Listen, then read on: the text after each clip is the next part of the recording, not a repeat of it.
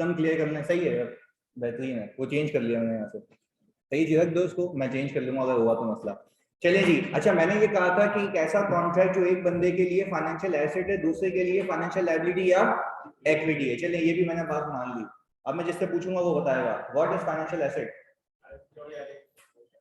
कोई मसला नहीं है, सुकून से, कोई जल्दबाजी नहीं है। हाँ जी, what is financial asset, online वालों तुम बता सकते हो ना आप बताएंगे? नहीं, ये this is not a proper definition.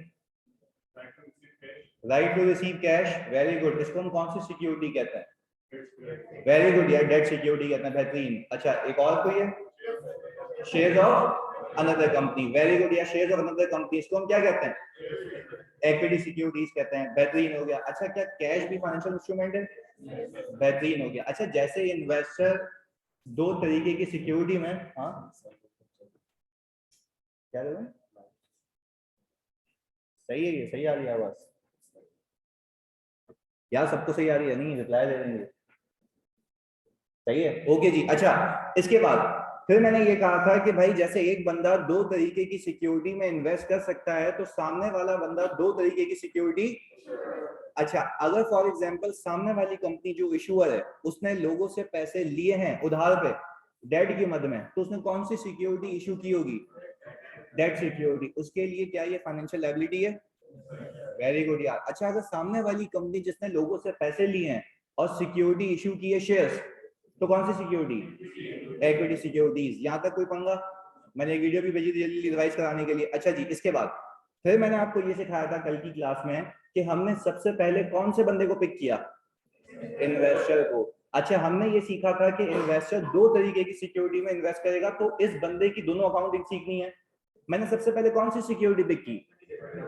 Equity security. ऐसा ही है जी, मैंने इक्विटी सिक्योरिटी पिक की। फिर मैंने आपको ये कहा था कि जैसे ही मैंने इक्विटी सिक्योरिटी को पिक किया, तो इक्विटी सिक्योरिटी के लिए जैसे पीपी में हम कहते हैं कॉस्ट मॉडल होता है और फेयर वैल्यू मॉडल होता है, वहां पे भी आपके पास चॉइस होती है ना।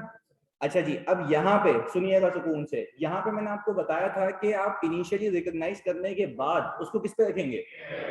फेयर वैल्यू पे। अच्छा कितने मॉडल्स थे? Fair value to OCI, fair value to, very good यार, यहाँ तक कोई मसला? चलें जी, कोई मुझे तुम में से ये बता what is fair value to OCI. आप बोलेंगे सर रखूंगा फेयर वैल्यू पे, चेंजेस कहां से लेके जाऊंगा? ओसीआई से। ओसीआई मतलब इक्विटी का पार्ट, पीएनएल में पार्ट नहीं होगा। वेरी गुड यार। चलिए जी, अब मुझे एक और बात बताओ। वेरी गुड, बिल्कुल परफेक्ट। इसके बाद मुझे एक और बात बताओ, अगर मैं कहता हूं मुझे रखना है फेयर वैल्यू पे बट वो है फेयर वैल्यू थ्रू पीएनएल, इसका क्या मतलब है? रखूंगा फेयर वैल्यू पे, चेंजेस कहां से लेके जाऊंगा? यहां तक रिवाइज हो गया? चलिए जी, अभी प्रेजेंटेशन खोल लेते हैं।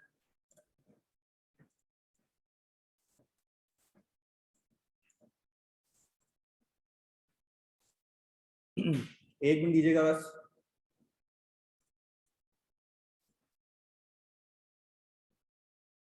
अच्छा जी, सबको प्रेजेंटेशन शो हो गई ऑनलाइन वालों? क्लियर है? ओके जी।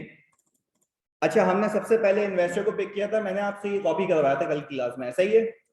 इन्वेस्टर की दोनों की अकाउंटिंग सीखेंगे, इशूअर की भी दोनों की अकाउंटिंग सीखेंगे। सबसे पहले हमने पिक किया था किसको? इन्वेस्टर को। इक्विटी सिक्योरिटीज में मॉडल ऑफ अकाउंटिंग मैंने आपको बताया था हमेशा किस पे रखेंगे?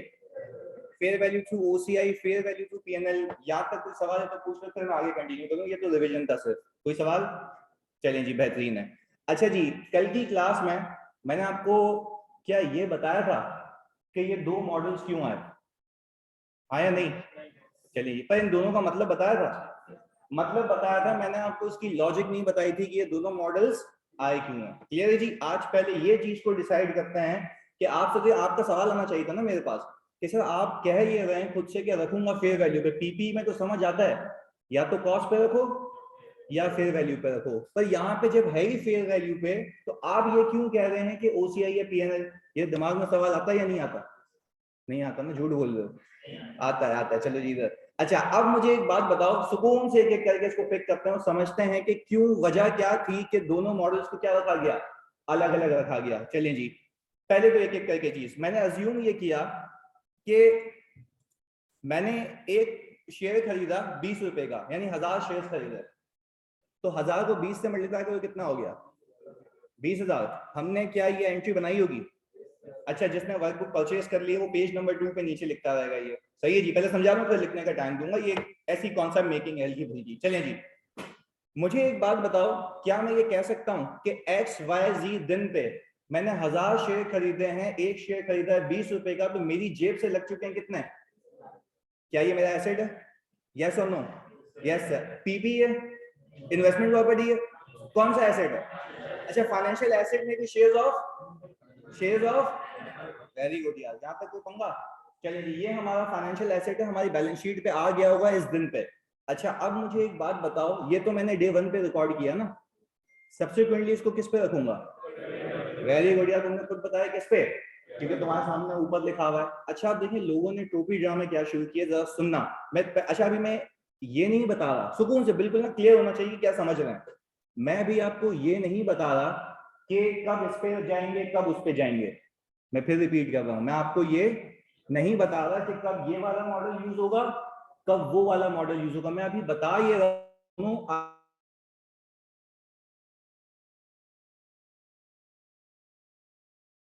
मॉडल्स।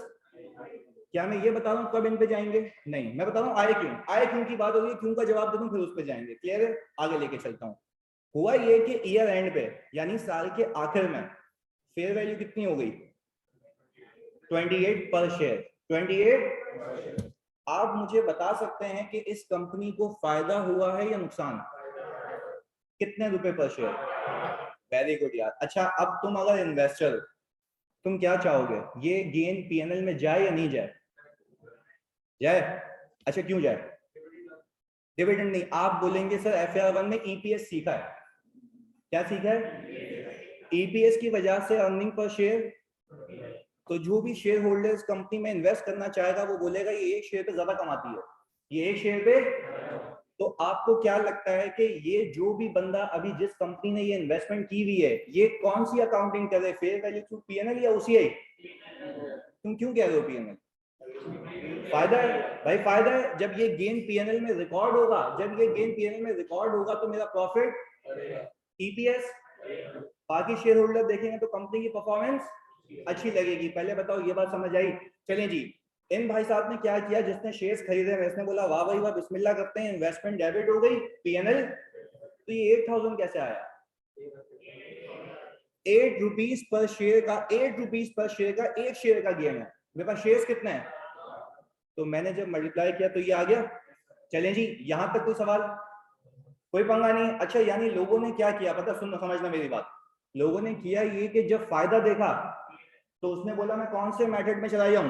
पीएनएल। इसको मैं कहता हूं फेयर वैल्यू थ्रू पीएनएल, यानी रखूंगा फेयर वैल्यू पे, चेंजेस कहां से? पीएनएल से। यहां तक कोई सवाल? चलिए जी, यानी अब ये गेन आ गया जो मेरे पीएनएल में क्या हो चुका है, रिकॉर्ड हो चुका है। अच्छा, अब मैं समझता हूं ये सीन नहीं हुआ, अब मैं अज्यूम कर रहा हूं कि ये सीन नहीं हुआ। हुआ ये कि रिपोर्टिंग पे वैल्यू हो गई कितनी? 17। अब सुनना, वैल्यू हो गई 17, अब गेन हुआ या लॉस? अच्छा, IFRS 9 के आने से पहले होता क्या था ये बता रहा हूं। IFRS 9 के पहले कोई हिसाब किताब नहीं था। तो अब जब लॉस हुआ ना तो इन्वेस्टर ने बोला कि यार दादा ये तो लॉस है, अब मैं काम ये करता हूं, मैं पीएनएल को छेड़ूंगा ही नहीं, मेरा लॉस है तो ओसीआई। अच्छा, ओसीआई तो एक इक्विटी है ना, इक्विटी बोले तो ये पीएनएल को हेट सीधा इक्विटी में जाएगा, जैसे रीवैल्यूएशन सरप्लस होता है ऐसा ही है। तो भाई लोगों ने करना क्या शुरू किया, जब फायदा हुआ तो पीएनएल, लॉस हुआ तो यार क्या ये मिसमैच नहीं है? मिसमैच है या नहीं है? अच्छा, तो आपको नहीं लगता कि लोग जो भी हमारे लोग हैं वो ऐसे टोपी ड्रामे करके बिला वजह अपने फाइनेंशियल स्टेटमेंट्स को मैनिपुलेट कर सकते हैं? हाँ या नहीं? अच्छा जी, यानी जब फायदा हुआ तो पीएनएल, लॉस हुआ तो, साथ साथ बोलोगे, फायदा हुआ तो, लॉस हुआ तो। अच्छा, पर मजे की बात यह है रखा हुआ इसने अभी भी किस पे, फेयर वैल्यू पे रखा हुआ, किस पे? अच्छा, अगर व्हाट इफ दूसरा वाला सीन होता तो ये लॉस कितने का हुआ? 3 रुपए पर शेयर का। मेरे पास शेयर्स कितने हैं? 1000। तो क्या मैंने ओसीआई को डेबिट किया होगा और इन्वेस्टमेंट को क्रेडिट किया होगा? आपके सामने की बात है, ये एंट्री बनाई होगी। अच्छा जी, स्टैंडर्ड को यानी आईएसबी को ये बात समझ आ गई कि ये टोपी ड्रामे चलेंगे, क्योंकि देखो यार सीधी सी बात है, लॉजिकल सी बात है, शेयर होल्डर ना मैनिपुलेट होगा। जिस साल स्टॉक मार्केट ऊपर गई सारी कंपनीज क्या करेंगी? कौन सा मॉडल यूज करेंगी? पीएनएल। अच्छा, जब सारी companies fair value through PNL का मॉडल यूज करेंगी तो शेयर होल्डर बोलेगा वाह वाह बेहतरीन कंपनी है, पर क्या उस कंपनी का, मेरी बात को फोकस होकर सुनना, क्या उस कंपनी ने जेन्युइन बिजनेस किया है या ये मार्केट का कमाल है? और जो उसने शेयर्स होल्ड किए तो उस पे गेन आ गया। तो भाई लोगों ने मैनिपुलेशन करना शुरू की थी कि जब फायदा हुआ तो पीएनएल, लॉस हुआ तो ओसीआई। इससे शेयर होल्डर होता था मैनिपुलेट। शेयर होल्डर देखता था भाई ईपीएस इतनी ज्यादा आ रही है, पर मैं फिर तुमसे पूछता हूँ, तुमने कैश फ्लो में सीखा है प्रॉफिट फ्रॉम ऑपरेशंस, क्या ये ऑपरेशंस का प्रॉफिट है? क्या मैंने कुछ खरीद के बेच के कमाया है या सिर्फ शेयर से कमाया है? अच्छा जी, यानी सर एक बात तो समझ आ गई हमें कि ये दो मॉडल्स अलग अलग लाए थे, समझना मेरी बात। यानी सर लोगों ने आज से पहले करना ये शुरू किया था, किससे पहले? आईएफआरएस 9 से पहले। फायदा होता था तो कौन से मॉडल पे जाते थे और नुकसान होता था तो? अच्छा, क्योंकि अगर ओसीआई में लॉस पार्ट करूंगा तो क्या वो पीएनएल से होके जाएगा डायरेक्टली इक्विटी में? पीएनएल का कोई हिट? अच्छा, पीएनएल का कोई हिट नहीं होता तो ईपीएस पे भी कोई हिट नहीं होता। पहले बताओ, यहां तक तो सवाल पक्की बात है? हाँ जी, पीछे क्लियर है? चले जी। अब स्टैंडर्ड ने ये कह दिया कि अब तुम्हारे टू बी ड्रामे नहीं चलेंगे, तुम्हें डे 1 पे डिसाइड करनी है कुछ चीजें। सुकून से समझना, तुम्हें डे 1 पे डिसाइड करनी है कुछ चीजें। अब मैं बोल रहा हूं, नहीं समझा दो बार पूछना, बहुत टेक्निकल बात है, सुनना। स्टैंडर्ड आपको ये कहता है कि जब भी आप शेयर्स खरीदेंगे तो कंपनीज एक्ट के हिसाब से आपको कोई भी इन्वेस्टमेंट करने से पहले आपको कंपनीज एक्ट के हिसाब से डायरेक्टर्स की अप्रूवल लेनी है। किसकी अप्रूवल? अच्छा, डायरेक्टर साहब ये लिखवाएं और मैनेजमेंट की इंटेंशन देखें, क्या आप इन शेयर्स को लंबे अरसे के लिए रखेंगे या खरीदेंगे बेचेंगे, खरीदेंगे बेचेंगे? वापस से क्या बोला? दो बातें, या तो आप इसको लंबे अरसे के लिए रखेंगे या तो इसको खरीदेंगे बेचेंगे, खरीदेंगे बेचेंगे। अच्छा, जब मैं कहता हूं लंबे अरसे के लिए रखेंगे, उसको आईएफआरएस 9 की जबान में कहा जाता है स्ट्रेटेजिक इन्वेस्टमेंट। क्या कहा जाता है? स्ट्रेटेजिक इन्वेस्टमेंट का मतलब यह है लॉन्ग टर्म इन्वेस्टमेंट। क्या कहलाती है? अभी लिखने का पूरा टाइम दूंगा, अभी सुनना आप लोगों ने। मैंने कहा दो बातें, शेयर्स में इन्वेस्ट करना मना है, डे 1 पे रिकॉर्ड कर लोगे हाँ या नहीं? अच्छा, ये सारे पंगे किसके हैं? बात के लिए हैं। वापस से, डे 1 पे शेयर्स खरीद के आ जाऊं, कोई पंगा है या नहीं है? पर डे 1 पे जिस दिन तुमने शेयर्स खरीदे उस दिन तुम्हें डिसाइड करना है, क्या तुम इसको लंबे अरसे के लिए रखोगे? अगर लंबे अरसे के लिए रखोगे तो उसका नाम क्या है? स्ट्रेटेजिक इन्वेस्टमेंट को मैं कौन सी इन्वेस्टमेंट कहता हूं? Long term investment. पहले बताओ, ये बात समझ आई? पक्की बात है? चलें जी, वापस से। मैंने कहा मैं शेयर्स खरीद के आ गया, मैंने इनिशियल अकाउंटिंग कर ली, इन्वेस्टमेंट डेबिट कैश क्रेडिट की एंट्री बना दी होगी, इसमें कोई पंगा नहीं सर। अच्छा जी, अब आपको एक चीज डॉक्यूमेंट करनी है, वो क्या करनी है? या तो आप इसको लंबे अरसे के लिए रखेंगे या तो इसको खरीदेंगे बेचेंगे, खरीदेंगे बेचेंगे। अच्छा, खरीदेंगे बेचेंगे, खरीदेंगे बेचेंगे को हम इंग्लिश में कहते हैं हेल्ड फॉर ट्रेडिंग। क्या कहते हैं भाई? आइए फर्स्ट ज्यादा। अच्छा जी, फॉर एग्जांपल अब मैं तुम्हें बता रहा हूं, स्टैंडर्ड आपको ये कहता है कि अगर आपको किसी चीज को लंबे अरसे के लिए रखना है, शेयर को किसके लिए रखना है, वो कौन सी इन्वेस्टमेंट कहलाएगी? Long term investment, strategic investment. वो फिर आपको एक बात कहता है, सुनना, वो आपको एक बात कहता है, फिर आपके लिए जो ऑप्शन दिया गया है वो है fair value through OCI. Fair value through, जब आपको खुद भी पता है कि आप लंबे अरसे के लिए कुछ शेयर्स को रखेंगे तो आप उसके गेन को पीएनएल में लेके नहीं जाए, आप उसके गेन को पीएनएल में लेके, क्योंकि आपको खुद भी पता है कि आप उसको लंबे अरसे के लिए रखेंगे तो वो गेन इतना जमा होता जाएगा तो उसको डायरेक्टली कहां लेके जाएं? ओसीआई में। अच्छा, अब ये ऑप्शंस कंपनी को क्यों दिया गया? सुनना भाई, जो कंपनी रिस्क अवर्स कंपनी होती है ना, जो कहती है कि भाई मैं लंबे अरसे के लिए शेयर्स को रखूंगी, मुझे पीएनएल का हिट चाहिए ही नहीं, मुझे पीएनएल का हिट नहीं चाहिए, तो उसके लिए कौन कौन सा ऑप्शन है? ओसीआई। अच्छा, एक कंपनी ऐसी है बोलती है ऐसी की तैसी आता है तो आए हिट, मैं रखूंगी हेल्ड फॉर ट्रेडिंग, उसके लिए कौन सा ऑप्शन है? अच्छा, पर एक और चीज, तुम में से कोई मुझे ये बता सकता है कि एक बार अगर मैं फेयर वैल्यू थ्रू ओसीआई में आ गया तो क्या वहां जा सकता हूं? क्यों नहीं जा सकते? यही तो पंगा था जो नीचे बताया, यही तो पंगा था, फायदा हुआ तो वो, नुकसान हुआ तो वो, ये कैसी बात हुई? तो आपको डे 1 पे डिसाइड करना है, आपको क्या करना है? डे 1 पे डिसाइड करना है, या तो आप आएंगे फेयर वैल्यू थ्रू या तो फेयर वैल्यू थ्रू पीएनएल। अच्छा, फेयर वैल्यू थ्रू ओसीआई पे कब आ सकता हूं? लॉन्ग टर्म इन्वेस्टमेंट है, वेरी गुड, आगे सुनना। अच्छा, मैं फेयर वैल्यू थ्रू पीएनएल पे कब आ सकता हूं? Held for trading. या खुद भी सोचो, एक बिजनेस सेंस लगाते हैं ना, आप पीएन समझो, आप इन्वेस्टर हो, आपका पीएनएल है, आप इतने पैसे वाली पार्टी हो, आपको फर्क ही नहीं पड़ता पीएनएल में हिट आए या ना आए, तो आप कौन से मॉडल पे जाओगे? भाई आप रिस्क टेकर है, आपने बोला भाई मैं मतलब जो है मैं रिस्क लूंगा, मैं जो भी है भाई मेरे गेन होगा तो भी पीएनएल, लॉस होगा साथ साथ बोलोगे, गेन होगा लॉस होगा तो भी पीएनएल। तो मुझे एक बात बताओ, चाहे फायदा हो या नुकसान हो, मैं कहां चला जाऊंगा पीएनएल में, पर ये कब होगा, हेल्प फॉर ट्रेडिंग में। अच्छा व्हाट इफ आपको एग्जामिनर लिख के दे या प्रैक्टिकल लाइफ में जाओ और आपको ये पता लगे बोर्ड ऑफ डायरेक्टर्स के मिनट्स देख के कि इस कंपनी ने ये इन्वेस्टमेंट की हुई है for the purpose of holding it for 3-4 years, तो क्या है स्ट्रेटेजिक इन्वेस्टमेंट है। तो मुझे एक बात बताओ, अगर स्ट्रेटेजिक इन्वेस्टमेंट है तो मेरी नीयत क्या है कि इससे मैंने कुछ अभी कुछ खाना ही इसको आखिर तक रखना है। अच्छा जब रखना है तो भाई मैं ये चाह रहा हूं कि मेरी पीएनएल के हेड, तो फिर इन लोगों के लिए क्या ऑप्शन नहीं है? तो देखो यही कहा गया। अब सुन, आप मेरी बात समझना, अब ये इन दोनों इन्वेस्टर्स को ऑप्शन दे दिया गया। इन्वेस्टर्स को ये कहा हम आपको चॉइस देते हैं, अगर आपको पीएनएल की हिट चाहिए तो वहां मर जाना, अगर आपको पीएनएल की हिट तो यहां मर जाना। अब मुझे एक बात बताओ, अगर मुझे पीएनएल की हिट चाहिए तो गेन भी कहां जाएगा, तो जेन्युइन गेन है, कोई पंगा।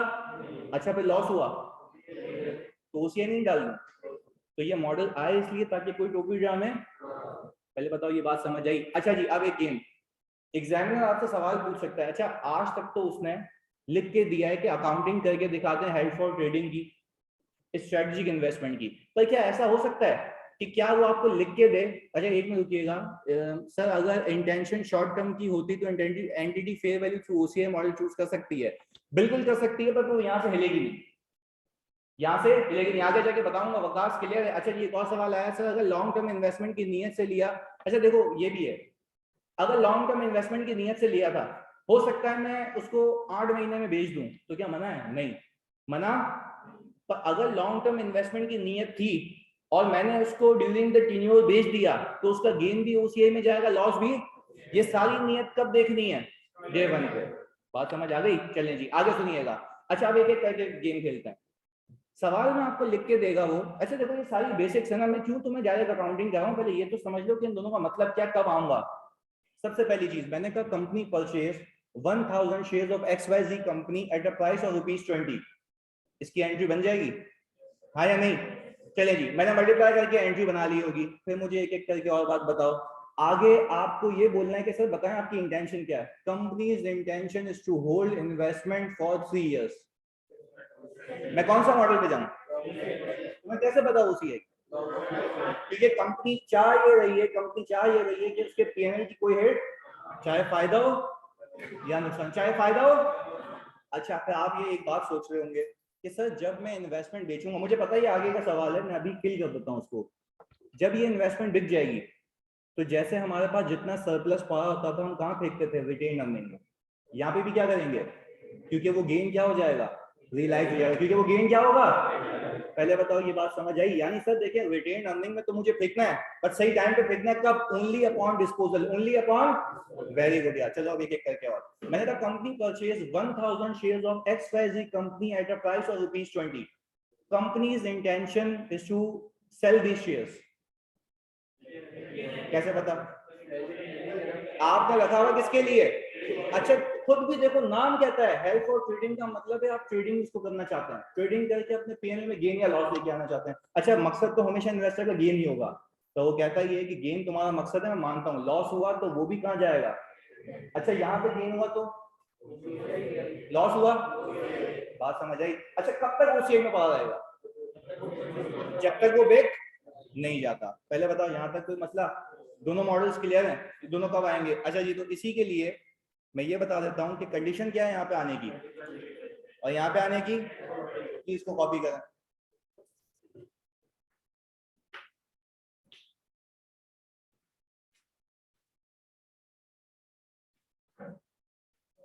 जी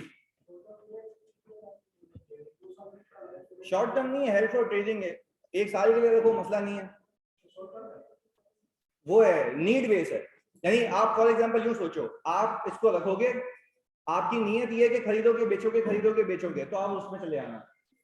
अगर आपकी नीयत ये है कि उसको बेचोगे नहीं रखोगे, तो आप इसमें आ जाना। यानी शुरू में कंपनी की नीयत डिसाइड हो जाएगी कि क्या मुझे फेयर वैल्यू थ्रू पीएनएल को चूज करना है या ओसीआई को, सही है। और अगर यहाँ आ गए, इसका हरगिज मतलब नहीं है बेच नहीं सकते, बेचेंगे तो बेचने पे वो भी कहाँ जाएगा, ओसीआई में। बस ये गेम है,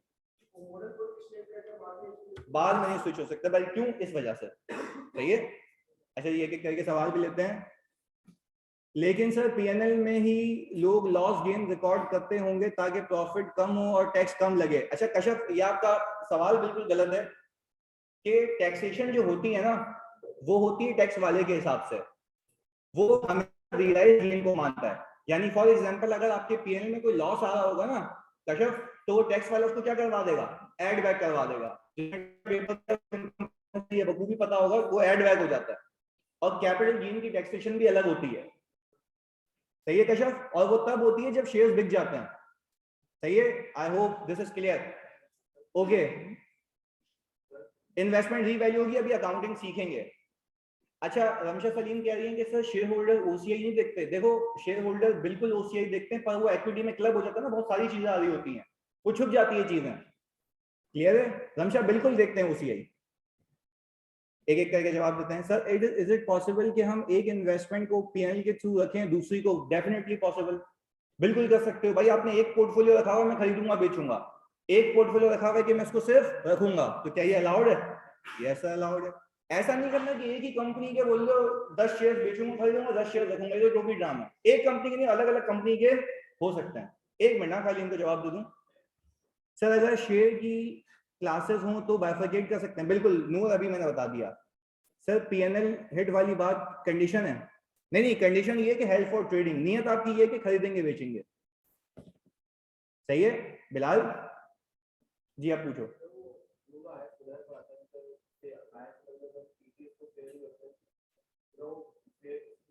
हिस्टोरिकल कॉस्ट से कम हो जाए ना, पर क्योंकि वो डेप्रिशिएबल एसेट होता है, ये डेप्रिशिएबल एसेट नहीं है। कौन सा एसेट है? फाइनेंशियल एसेट है, इसमें कुछ भी नहीं होगा। सही है, इसमें पीएनएल का हिट नहीं आता। लॉस भी ओसीआई, गेन भी ओसीआई, ओसीआई नेगेटिव, और फिर अल्टीमेटली रिटेन अर्निंग में जाएगा, वो सिखाऊंगा आगे जाके। सही है सर, अगर अनडिटरमाइंड मतलब अनडिटरमाइंड यूज के लिए है तो क्या करेंगे?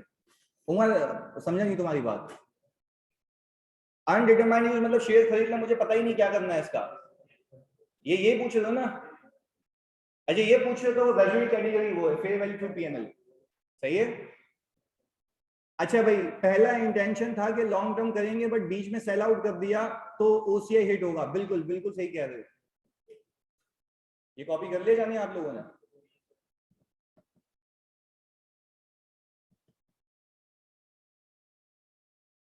अच्छा एक बात का जवाब दो तुम सब। मैंने शुरू में नियत की थी कि मैं खरीदूंगा बेचूंगा, मैं 2 साल से उस वाली कैटेगरी को बेच नहीं रहा, तो क्या मना है? मना है या नहीं है?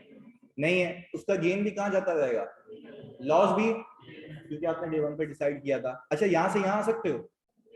अच्छा ऐसा हो सकता है कि मैं लॉस खाए जा रहा हूँ खाए जा रहा हूँ खाए जा रहा हूँ, मैं इस एक्सपेक्टेशन में कि आगे जाके देखो, इन्वेस्टर के पर्सपेक्टिव से सोचो, क्या मैं ये कह सकता हूँ मैंने शेयर्स खरीदे मुझे लॉस हो गया, अब मैं वेट कर रहा हूँ उसकी प्राइस ऊपर जाएगी, जाने के बजाय नीचे ही आती जा रही है, तो एक वक्त पे तंग आके मैंने बोला यार क्यों मैंने फेयर वैल्यू थ्रू पीएनएल पे रखा था, मैं इसको यहाँ ले आता हूँ, ले आऊँ। अच्छा यहाँ पे लाने का फायदा क्या होगा, लॉस छुप जाएगा, ईपीएस सही हो जाएगी, तो क्या अलाउड है?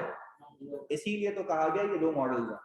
आप हमेशा फेयर वैल्यू पे रखें, बट या तो फेयर वैल्यू थ्रू ओसीआई या पीएनएल। नियत कब करनी है? Day one. अच्छा नियत करके बेच नहीं सकते? अच्छा बेचने की नियत करके रख नहीं सकते? रख सकते हैं, अकाउंटिंग हुई होगी। बात क्लियर है? सर ये भी तो हो सकता है कि इंटेंशनली सेल नहीं कर रहे हैं हम। हाँ तो नहीं कर रहे हैं सेल, मसला नहीं है। देखो स्टैंडर्ड कहता है मुझे फर्क ही नहीं पड़ता नहीं करने सेल, आपका गेन लॉस ना जाता रहेगा पीएनएल में। अच्छी बात है, इन्वेस्टर बोलेगा मैंने इन्वेस्ट ही इसलिए किया था कि मैंने लॉन्ग टर्म के लिए रखा, पीएनएल में गेन आ रहा है मैं क्यों बेचूं? भाई खुद बताओ मुझे एक बात, तुम इन्वेस्टर हो, तुम्हारी कंपनी का पीएनएल बन रहा है, तुम्हारी कंपनी के प्रॉफिट एंड लॉस में तुम गेन चाहोगे लॉस चाहोगे? अच्छा अगर तुम्हारे शेयर्स की वैल्यू ऊपर जा रही है तो तुम क्या उसको रखोगे या फौरन बेच दोगे? भाई रखूंगा मैं, सीधी सी बात है, मेरा गेन आ रहा है, मेरा गेन आएगा तो मेरी ईपीएस क्या होगी, जैसे ही मेरा 31 दिसंबर क्लोज हुआ अगले दिन बेच दूंगा। मना है? नहीं सर, तो 31 दिसंबर पे तो वो था ना, इसीलिए कंपनीज ये करती हैं, तो आपको कहा जाता है कि या तो इधर आ जाना या उधर आ जाना। सही है। अच्छा भाई Ramsha, I hope this is clear. इसके बाद सर जो न्यू बुक, अच्छा बुक भी आ गई सर, जो न्यू बुक आ रही है उसमें सिलेबस या टाइप में क्या चेंजेस है? कुछ भी चेंजेस नहीं है, जानी सवाल ऊपर नीचे हुआ है। मतलब डे 1 पे जो इंटेंशन होगी उसके हिसाब से सारी अकाउंटिंग करेंगे, चाहे आगे कुछ भी करें उसका। बिल्कुल सही कह रहे हो सर। इन्वेस्टमेंट लॉन्ग टर्म हो तो बस चाहते हो तो पीएनएल हिट हो जाए, गेन लॉस तो पीएनएल मॉडल यूज होगा। बिल्कुल सही कह रहे हो बिलाल सर। बुक कब तक मिल जाएगी? यानी बुक तो अवेलेबल है ना, आपको ऑर्डर करनी पड़ेगी। सही है, बुक अवेलेबल है। आई थिंक बच्चे मंगवा भी चुके हैं लाहौर में, कराची में भी। तुम लोगों में से किसी ले ली ना? हाँ अच्छा, बिल्कुल लमशा, बिल्कुल ऐसा ही है। अच्छा जी भाई, आगे लेके चलते हैं इसको, बिस्मिल्लाह करते हैं पहली अकाउंटिंग। अच्छा पेज नंबर 3 पे लिखना है, ये खाली समझाने के लिए हल्का फुल्का। सही है, चलें जी भाई, सबने कॉपी कर लिया? अच्छा भाई, अब्दुल बासित कह रहे हैं सर हम मॉडल में अल्ट्रेशन कर सकते हैं, बताओ भाई। मॉडल में अल्ट्रेशन मतलब यहाँ से वहां जा सकते हैं, यहाँ से यहाँ आ सकते हैं? नहीं, यही तो पंगा है। अच्छा तुमसे कोई आज के बाद पूछे दो मॉडल्स क्यों आए, मैंने तो पहले क्यों का जवाब दिया है, फिर अकाउंटिंग बताइए क्यों आए। ताकि आप मैनिपुलेशन। चलो अगर मैं कहूं ये मॉडल्स की कंडीशन नहीं होती, क्या होता? अच्छा अच्छा, फायदा होगा तो कहाँ जाते हैं, लॉस हो रहा होता तो? यानी शेयर होल्डर, अब सुनना जो बात कह रहा हूँ, इससे और अच्छे से क्लैरिटी आएगी। शेयर होल्डर को आप इतना बेवकूफ बनाते हैं कि उसको कभी शेयर्स पे लॉस दिखता ही नहीं। शेयर होल्डर बोलता वाह भाई वाह, शेयर्स खरीदो और खरीदो, शेयर्स खरीदो और खरीदो। बाद में पता लगता है कि सारा लॉस कहाँ जा रहा है, ओसीआई में। जब ओसीआई की नेगेटिव फिगर जमा होती जाती है ना, फिर बोलता था ये भी कुछ आ रहा है। सही है, तो इसलिए सही है जी। मैंने ग्रुप पे लिंक शेयर किया था सनाउल्लाह, मैं वापस से शेयर कर दूंगा। सही है जी। अच्छा भाई, यहाँ पर कोई मसला ऑनेस्टली बताओ, बिल्कुल क्लियर है ये? देखो ये IFRS 9, क्योंकि मुझे पता है कि बैंक्स पे भी, इवन पाकिस्तान में अभी तक बैंक्स पे ये अप्लाई होने से रुका हुआ है। इतनी टेक्निकलिटीज हैं इसमें, क्योंकि मैं इन्वॉल्व रहा हूँ तो मुझे पता है। सुनो, यानी भाई तुम्हें ये मकसद समझ आ गया दो मॉडल्स का, और कब दो मॉडल्स पे आएंगे ये भी समझ आ गया। अच्छा आज के बाद अगर मैं तुम्हें किसी सवाल में ये लिख के ना दूं फेयर वैल्यू थ्रू पीएनएल से करो, तो कैसे पता लगेगा? कंडीशन से। कंडीशन क्या है? Help for. अच्छा मैं किसी सवाल में तुम्हें नहीं लिख के दूं कि ओसीआई है, लॉन्ग टर्म है। सही है जी, बात क्लियर है? चलिए जी, वेरी गुड। सर अगर हेल्प फॉर ट्रेडिंग के लिए हो बट फिर भी सेल नहीं किया, तो मैंने अभी बताया था रमशा, अगर हेल्प फॉर ट्रेडिंग के लिए और सेल नहीं किया तो क्या होगा? गेन कहां जाता रहेगा? लॉस भी। भाई it's all about you have to decide at day 1। Clear है? अच्छा भाई, ये कैसी बात कह रही तुमने, इधर बोल नहीं सकता मैं यहाँ पे। चलें। अच्छा भाई प्लीज, आपने वो पेज नंबर 3 पे, ताकि इसके बाद सवाल करना है हमने। Company purchase 15% shares of ABC limited on January 1, 2018. Total share capital of ABC limited was rupees, ये रुपीज है, इसको प्लीज फोकस होकर सुनना देखना, ये रुपीज है, यानी शेयर कैपिटल की अमाउंट है। इस कंपनी के जो एबीसी लिमिटेड है, कितने शेयर होंगे? डिवाइड बाय 10 कर दो, 1 लाख। वेरी गुड यार, 1 लाख। चलें जी, 1 लाख। अच्छा भाई प्लीज प्लीज सुनना इधर, 1 लाख। यानी वो कह ये रहा है कि सामने वाली जो एबीसी कंपनी है उसके 1 लाख शेयर्स में से मैंने कितने खरीदे? यानी 15,000 शेयर्स। पहले बताओ यहाँ तक क्लियर है? चले जी, यानी आप पहले अपने पास एक छोटी सी वर्किंग करें कोने में, पेज नंबर 3 पे जो मैं कह रहा हूँ। पेज नंबर 3 पे आप लिखेंगे 1 million divided by 10 multiply by 15 is equals to 15,000 shares acquired. 1 million divided by 10 multiplied by 15% is equals to 15,000 shares acquired.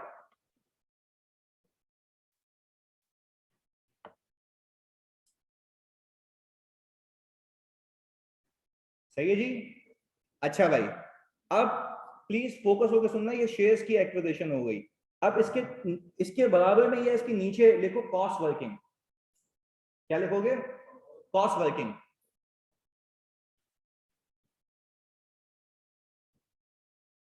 अच्छा आपने ये शेयर्स खरीदे कब है? 1 जनवरी को। तो आपको स्टॉक एक्सचेंज पे जाके देखना होगा इसकी प्राइस क्या है। तो देखो प्राइस क्या आ रही है, 28। अच्छा जी, प्लीज सुनिएगा मेरी बात सुकून से। कॉस्ट वर्किंग कर रहे हैं तो आप कॉस्ट वर्किंग के नीचे लिखें फेयर वैल्यू पर शेयर 28। फेयर वैल्यू पर शेयर 28 लिख दें, ऐसा ही है। फेयर वैल्यू ऑफ शेयर 28, यही है। अब सुनना, अब सुनना सुकून से, कहानी यहाँ खत्म नहीं हुई। आप जैसे ही शेयर खरीदने गए, आपको ब्रोकर ने बोला, अच्छा आप काउंटर पे गए ना खरीदने, आपने बोला ये मुझे शेयर चाहिए, तो ये क्या आलू की दुकान थोड़ी ना कि लेके थैली में डाल के निकल गया शेयर। सामने वाला ब्रोकर बोलेगा अच्छा भाई आपको शेयर चाहिए, उसने प्राइस देखी 28 चल रही है, उसने बोला कितने शेयर चाहिए, आपने बोला 15,000 शेयर, कितने चाहिए? अच्छा, आपने क्या किया, 28 को 15,000 से मल्टीप्लाई किया, आपने पैसे दिए, उसने आपके मुंह पे हाथ रख दिया, निकल यहाँ से। तो ये क्यों भाई बदतमीजी क्या कर रहे हो मेरे से, मैं आपको पैसे दे रहा हूँ। बोला बेटा तुम्हारा कमीशन तुम्हारा बाप देगा, मैं तुम्हारे साथ यहाँ पे डीलिंग कर रहा हूँ, तुम्हें मैं यहाँ पे शेयर दे रहा हूँ, तो क्या मैं यहाँ पे क्या अल्लाह वास्ते बैठा हूँ? मैं तुम्हें शेयर परचेज कर, अच्छा शेयर परचेज करने की लॉजिक क्या सुनना, जब मैं शेयर परचेज कर रहा हूँ तो किसी और बंदे से करवाऊंगा ना, तो क्या ये ब्रोकर अल्लाह वास्ते बैठा है या अपना कमीशन चार्ज करेगा? वेरी गुड यार, कमीशन चार्ज करेगा। तो आपको ये शेयर, प्लीज सुनना, 28 रुपए का नहीं पड़ा, इसमें देखो कहीं ब्रोकरेज है, ट्रांजैक्शन कॉस्ट। अच्छा 28 रुपए पे 1% लगाओ, 0.28, तो मेरे ख्याल से आपको ये शेयर पड़ गया 28.28 का। पहले बताओ ये बात समझ आई? इसीलिए IFRS 9 में डेफिनेशन के बाद इनिशियल रिकॉग्निशन में ये लिखा हुआ है, initial recognition should be at cost, initial recognition should be at, अच्छा cost is the sum of two things, fair value plus, साथ साथ बोलोगे fair value plus transaction cost. पहले बताओ ये कहानी समझ आई? मैं डायरेक्टली आगे कहता fair value plus transaction cost, तो मैं नहीं समझ आता, पर क्या ये बात क्लियर है अभी? देखो सिंपल सी बात है, आपने कहा कि भाई मुझे शेयर्स खरीदना है, सही है जी, आपने कहा 15,000 शेयर चाहिए, एक शेयर कितने का है? 28 का। अच्छा क्या 28 का शेयर खरीद सकते हो या इस पे कमीशन देना है? अच्छा एक शेयर पे कितना परसेंट कमीशन है? 1%। तो आपने क्या किया, अपनी प्राइस में उसको इंक्लूड कर दो, तो आपने क्या कहा 0.28 का कमीशन है, आपको एक शेयर कितने का पड़ेगा जानी? 28 पॉइंट। खुद भी सोचो यार, तुम अगर मार्केट में किसी को बताओगे मैंने शेयर कितने का खरीदा, तुम 28 कहोगे, 28.28, यहाँ तक कोई मसला? अच्छा जी 28.28 का शेयर खरीद लिया, ऑनलाइन वालों प्लीज आप बता दें यहाँ तक कोई इशू है जल्दी से? कोई इशू नहीं है, बेहतरीन है। चलें जी, आपने क्या किया 28.28, अच्छा अब मैं अकाउंटिंग कर सकता हूँ, इसको कितने शेयर से मल्टीप्लाई करूँ? 15,000। आपने ये कहा कि भाई इन्वेस्टमेंट डेबिट हो गई, कैश क्रेडिट हो गया, देखो यही है 424200, भाई ये तो हो गई इनिशियल रिकॉग्निशन। कौन सी रिकॉग्निशन? Initial recognition. आप क्या कहते हैं सब्सिक्वेंटली इसको किस पे रखते हैं हम? तो तुम्हें तो नहीं पता, फेयर वैल्यू पे रखूं तो OCI या PNL? पहले क्या कर रहे हैं? OCI। अच्छा अगर OCI करते हैं तो नियत क्या होगी? वेरी गुड, इसको अंग्रेजी में कहते हैं स्ट्रेटेजिक इन्वेस्टमेंट। पहले बताओ यहाँ तक बात समझ आई? देखो वही जार्गन चल रहे हैं, आगे कैरी फॉरवर्ड हो गई हैं चीजें। चलें जी, अगर मैं तुमसे पूछूं, कोई मुझे तुम में से ये बता दे कि अब ये शेयर कितने पे हो जाएगा? 35 पे। अच्छा तो कितने का गेन आ गया? गलत, 7 का गेन नहीं आया। अब रीजन है, 7 का गेन तो तब आता ना जब तुम खरीदते कितने पे? तो तुमने 28 पे खरीदा है या 28.28? अच्छा ये यानी 28.28 में से आप माइनस करेंगे 35, तो आपको पता लग जाएगा गेन। क्योंकि खुद भी लॉजिकल बात कहो ना, तुमने यूं सोचो, तुमने रिकॉग्नाइज कितने पे किया था? 28 पॉइंट, कंपेयर भी किससे करोगे? 28.28 से। तो आपने 28.28 में से माइनस किया क्या? 35, आपको एक शेयर का गेन मिल गया। अच्छा जी सॉरी, वो डिविडेंड पे आते हैं बाद में, पहले ये कर लेते हैं। ये क्या आ गया? 1,05,000, ये चेक कर लो, 1,05,000 आ गया। ये 15,000 शेयर है ना, 28.28 माइनस 35 इंटू 15,000, 1,08,000। चलें जी 1,08,000 कर लेते हैं, यही है। चलें जी 1,008,000। चलिए जी भाई हमारी टाइपिंग मिस्टेक। चलें जी, अच्छा ये मैंने गेन कहाँ फेंका है? OCI में। OCI में क्यों फेंका है? लॉन्ग टर्म है। अच्छा इससे PNL हिट नहीं हुआ, वेरी गुड यार, प्लीज सुनना। अच्छा वापस बता दें सनाउल्लाह। अच्छा देखो सनाउल्लाह किया क्या मैंने, आप इस एंट्री को भी भूल जाए 1 मिनट के लिए, इस एंट्री को मैं भूल गया, सही है जी, समझाने के लिए मैंने कहा शेयर्स की एंट्री करते हैं। पहले मुझे एक बात ये बताओ कि मैंने एक शेयर खरीदा था 28.28 का, वो हो कितने पे गया? 35 पे। इसमें से ये माइनस किया तो मुझे गेन मिल गया 6.72। मैंने कहा एक शेयर पे सना अल्लाह मुझे ये गेन हो गया, सही है जी। मेरे पास शेयर्स कितने हैं? 15,000। तो क्या मेरा गेन आ गया 1,08,000? यही है, मैंने क्या किया, इन्वेस्टमेंट को डेबिट किया, OCI को क्रेडिट किया, आपकी इन्वेस्टमेंट उठ के किस पे आ गई, फेयर वैल्यू पे। अच्छा जी, फेयर वैल्यू का जितना भी गेन है कहाँ मौजूद है? अच्छा आप एक एक करके मेरी बात सुनना, अगर ये फेयर वैल्यू का गेन ओसीआई के अंदर मौजूद है, प्लीज सुनना सुकून से मेरी बात, तो ये ओसीआई में इक्विटी साइड पे दिखेगा, जैसे रीवैल्यूएशन सरप्लस आता था, हाँ या नहीं?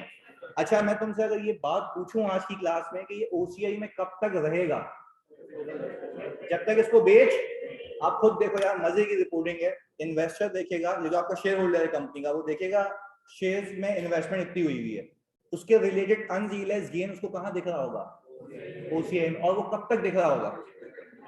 अच्छा अब एक और बात, जैसे किसी बच्चे ने मुझसे पूछा था कि सर अगर ये लॉस हो जाता तो वो नेगेटिव दिख रहा होता, तो शेयर होल्डर की नजर तब भी जाती, बट वो पीएनएल से रूट होके नहीं जाती, वो डायरेक्टली कहाँ आ रही होती, इक्विटी में। यानी गेन होगा तब भी बैलेंस शीट पे दिखेगा, लॉस होगा तब भी बैलेंस शीट में फेस पे दिख रहा होगा। बात समझ आई? चले जी, वेरी गुड, चले जी, बेहतरीन। अब मुझे एक बात बताओ, इसमें एक और चीज लिखी हुई है, dividend declared 20% bye ABC limited on June 1, 2018। मैंने जिस कंपनी में इन्वेस्टमेंट की हुई है, क्या वो कंपनी डिविडेंड नहीं दे सकती? अच्छा वो जब डिविडेंड देगी, सामने वाली कंपनी वो क्या एंट्री बनाएगी, रिटेन अर्निंग डेबिट कैश, साथ साथ रिटेन अर्निंग कैश, पर क्या मैं उस एबीसी की अकाउंटिंग कर रहा हूं या अपनी? वेरी गुड यार, तो मुझे उसकी पंचायत नहीं है। अब एक काम ये करें, जब भी सामने वाली कंपनी डिविडेंड देती है, वो डिविडेंड की परसेंटेज क्या मार्केट वैल्यू लगाती है, पार वैल्यू पे? अच्छा क्या आप ये मान सकते हैं कि सामने वाली कंपनी का टोटल शेयर कैपिटल इतना है, 1 मिलियन है? चलें जी, वेरी गुड। अब एक एक करके मुझे बात सिखाते रहे आप। 1 मिलियन पे उसने कितना परसेंट डिविडेंड दिया है? 20%। वेरी गुड यार। अच्छा अगर उस वाली कंपनी ने 1 मिलियन पे 20% का डिविडेंड दिया है, तो आई थिंक कि उसने एक एंट्री बनाई होगी, रिटेन अर्निंग और कैश। अच्छा उसने अपने तमाम शेयर होल्डर्स को कितना डिविडेंड दिया होगा? 1 मिलियन का 20% कितना? 2 लाख रुपए। 2 लाख रुपए का डिविडेंड उसने सारे शेयर होल्डर्स को दिया होगा, उसमें से मेरे पास कितना आया होगा? पक्की बात है, मेरे पास 15% ना, मेरे पास 15 क्यों? हमारे पास शेयर्स कितने हैं? पहली क्लास में सिखाया था कल की कि हमारी जो इंटेंशन होती है, 2 गेन कमाना होता है, एक कैपिटल गेन, तो कैपिटल गेन तो पीएनएल में गया नहीं, ओसीआई में गया। कहां गया? ओसीआई में, तो गेन तो है ना।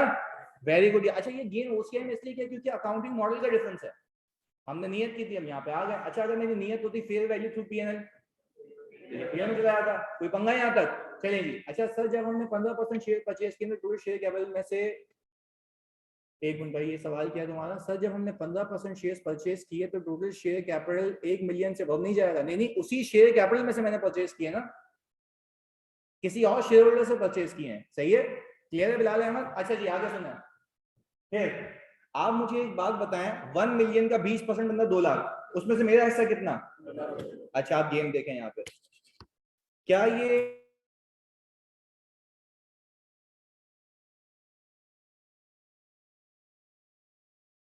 क्या हो गई? अच्छा यहाँ पे पीएनएल में, इसको मैं सीधा सीधा कहाँ लेके जाऊंगा? पीएनएल में। अच्छा अब गेम समझना है यहाँ पे, इसको सीधा सीधा पीएनएल में इसलिए लेके जाऊंगा क्योंकि आपको स्टैंडर्ड ये कहता है कि इसमें कोई टोपी ड्रामे नहीं है, ये सीधी सीधी इनकम है, ये आपकी सीधी सीधी जेब में जा रही है, इसको कहाँ लेके जाना? क्योंकि आप खुद सोचो, क्या इसमें कोई मैनिपुलेशन के चांसेस हैं या नहीं है? जल्दी बताओ, मैनिपुलेशन के चांसेस हैं या नहीं है? नहीं है, ये सीधी जेन्युइन इनकम है, सीधी कहाँ जाएगी?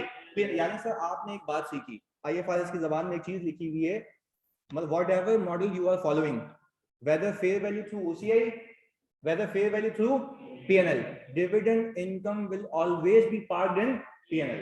बात समझ आई? यानी सर आप फेयर वैल्यू थ्रू ओसीआई पे रहें या फेयर वैल्यू थ्रू पीएनएल पे रहें, वो किसके लिए? फेयर वैल्यूएशन के लिए। वो किसके लिए? फेयर वैल्यूएशन के लिए। आप डिविडेंड इनकम को सीधा कहां लेके जाएंगे? पीएनएल में। पहले बताओ यहां तक कोई मसला? अच्छा ये सिंपल अकाउंटिंग थी, अब आपके दिमाग में ये आ रहा होगा सर हमने इसकी एक्विजिशन सीखी है, डिविडेंड सीख लिया, क्या डिस्पोजल सीखा? अब तक नहीं सीखा, वो सीखेंगे अभी हौले हौले। अच्छा जी इसमें कोई सवाल? जल्दी से इसको कॉपी कर लो। कर लिया कॉपी? चलें कर लें, कॉपी कर लें। कैपिटल गेन का डिविडेंड से कोई लिंक नहीं है, इसलिए डिविडेंड पीएल में। बिल्कुल ऐसा ही है अभी बात है जी। बोनस मिलेगा तो एंट्री क्या बनेगी, ये सारी चीजें आएंगी अभी। राइट इश्यू होगा तो क्या होगा, सब आएगा। बिल्कुल डिस्पोजल सिखाऊंगा आज तक आगे। पीएनएल का मॉडल हो तो डिविडेंड भी पीएनएल में जाएगा। अच्छा भावेश कह रहे हैं सर डिविडेंड, अच्छा पीएनएल का मॉडल हो तो डिविडेंड कहाँ जाएगा, और फेयर वैल्यू गेन पीएनएल, वहां पे तो पंगा ही नहीं है ना। अब्दुल बासित कह रहे हैं कितने लेक्चर्स होंगे, मैंने पहली क्लास में बताया था कि मैं टाइम को नहीं देखूंगा, मैं आपकी शक्लों को देखूंगा कि कितना आप जल्दी इसको ग्रैब कर सकते हैं चीजों को।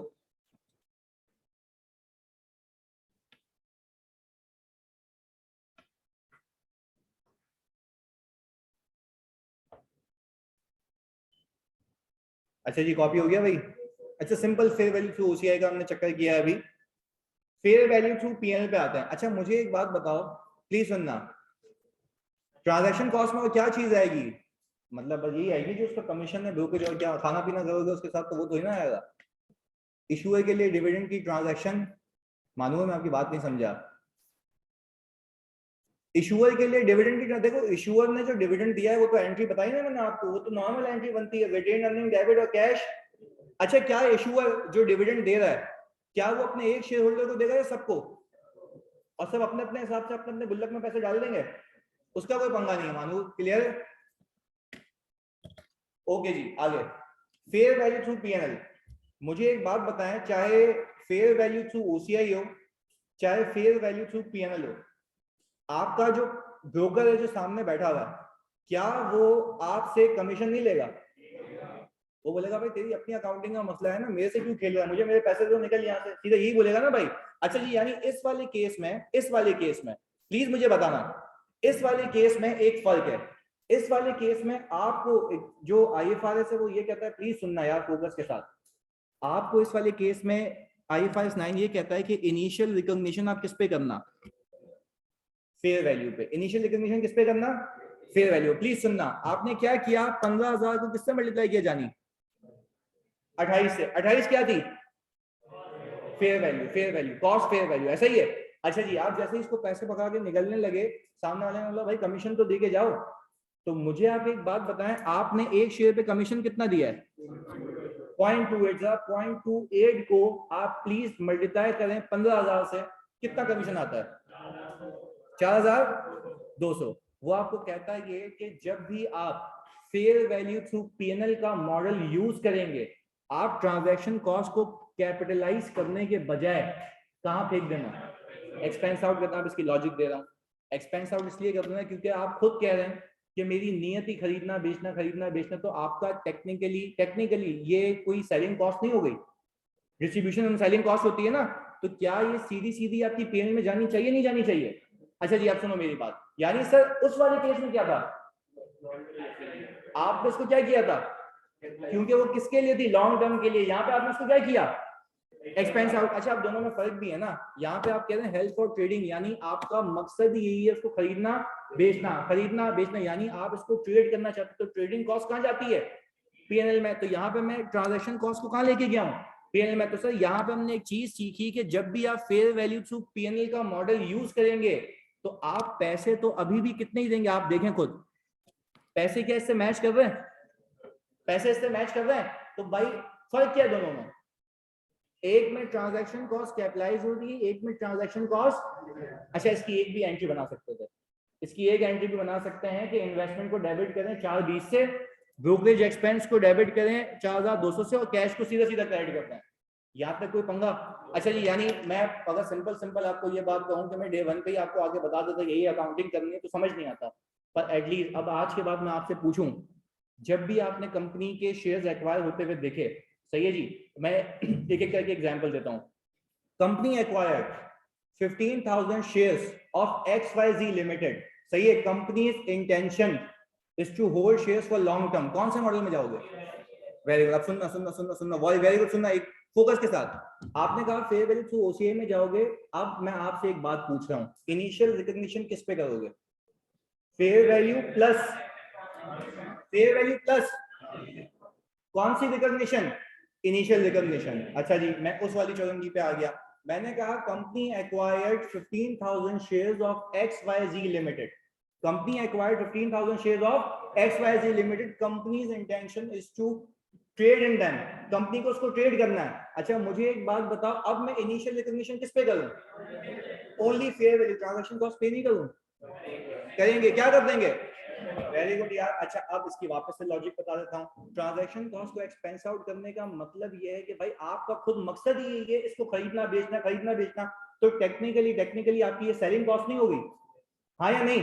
तो आप जब, अच्छा वहां पे पीएनएल है इसलिए नहीं है क्योंकि वो कहता है आपका पीएनएल में कुछ जाएगा ही नहीं, यहाँ पे सारी चीजें कहा जा रही हैं पीएनएल, जो आप खुद कह रहे हैं कि ये शॉर्ट टर्म के लिए आप ले रहे हैं, ये हेल्प फॉर ट्रेडिंग, तो इसके अंदर आप ब्रोकरेज को क्या कर देंगे? एक्सपेंस आउट, और सीधी सीधी कहाँ चार्ज हो जाएगी? पीएनएल के अंदर। दोनों में फर्क समझ आया? यानी सर देखो सीधी सी बात है, अगर मेरा काम ही है ये खरीदना बेचना तो मेरी सेलिंग कॉस्ट है, तो सेलिंग कॉस्ट कहाँ चार्ज कर दी मैंने? पीएनएल में। ऑनलाइन वालों तुम सब ये बात समझ आ गई दोनों में? यानी सर पहली चीज, अच्छा वो कह रही है सर ओसीआई में एक्सपेंस आउट क्यों नहीं किया, मैं वापस से बता देता हूँ। ओसीआई में बेटा एक्सपेंस आउट इसलिए नहीं किया क्योंकि हमारी नीयत क्या है, उसको बेचना है या लंबे अरसे के लिए रखना है।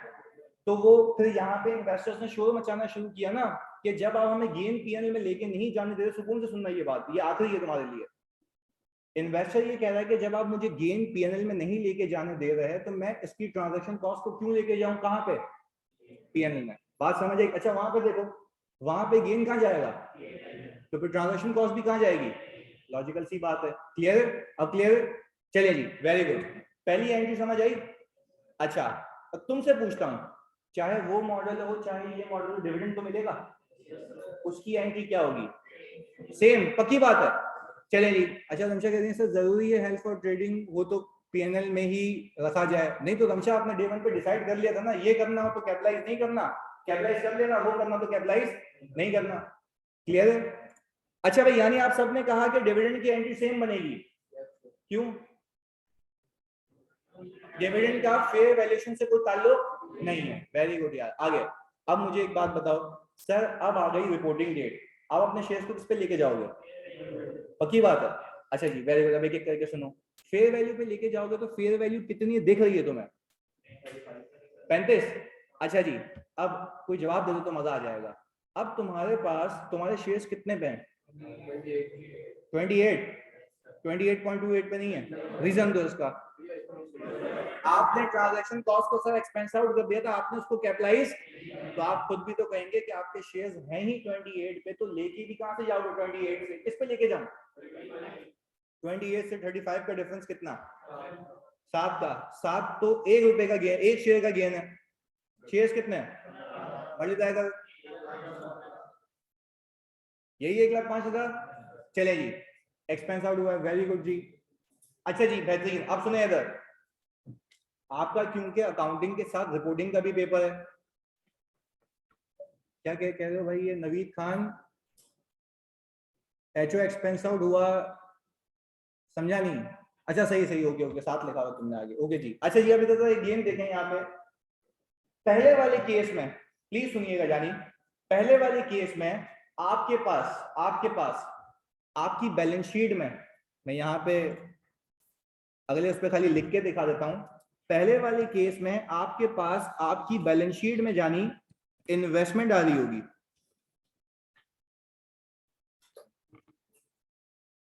15,000 शेयर है, इनटू कितने का शेयर है, कितने पे आ रही होगी? जल्दी बताओ। 5,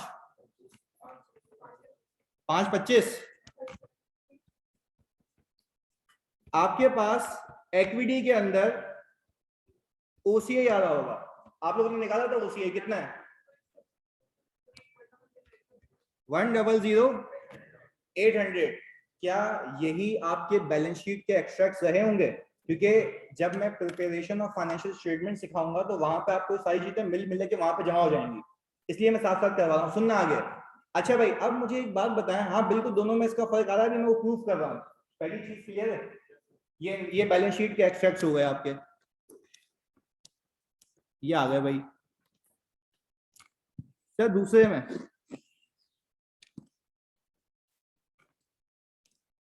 इस पे भी इन्वेस्टमेंट कितने पे होगी? सेम पे। 525000। अच्छा, अब मैं आ गया इक्विटी के अंदर। यहां पे कोई ओसीआई होगा, रिटेन अर्निंग होगा, होगा रिटेन अर्निंग होगा। आप प्लीज एक एक करके मेरी बात सीखना, तुम सुनना प्लीज। मुझे एक बात बताओ, प्लीज सुनना फोकस के साथ। तुमसे एक चीज पूछ रहा हूं मैं।